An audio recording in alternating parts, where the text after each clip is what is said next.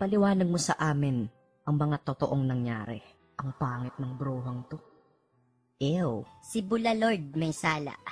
Ang sino mang lumansa, lumanti sa aking kapit, mayayapit ang magkakamali, kaya wag kang hapit. Ang sino mang pasaway ay di namin sasantuhin, mangungulit ay siguradong aming pagsusuntukin. Kaya wag kang paaso-asong maligaw sa kondo ko, dahil kahit may CCTV parang nasa tondo to. Kung gusto mong magulpe at magkaasunto ng rape, martial artist ang kasama ko, kaya hindi ka safe. Bakit ka nagdala ng pagkain? Ikaw tuloy ang napain.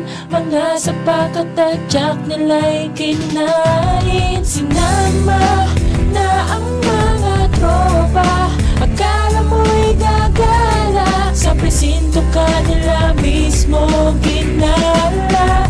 Ang hari ng kondo, hari ng kondo, baka makarati ka ng mga hari ng kondo. Hari ng kondo, hari ng kondo, baka makarati ka ng mga hari ng kondo. Teka, time first. Alas 5 pumunta ako. Pagdating ko, nakaload siya. Tapos, sabi ko, anong kabalbalan yan? Sinusulan mo ako para banatan si Bong? Easy. Pare, gagasain ako eh. Kalma. Tapos, susupsupin ako. Susupsupin ka, hindi ka papalag.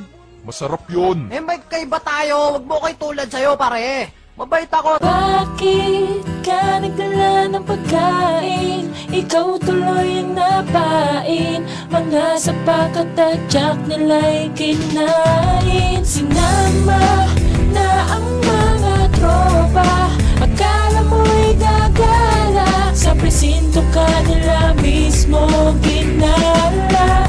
Ang hari ng kondo, hari ng kondo, baka makarati ka ng mga hari ng kondo.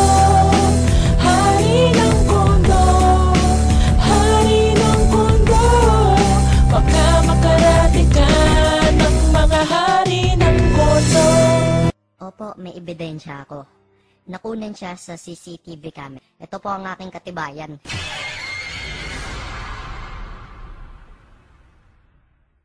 Nakita nyo naman po, di ba?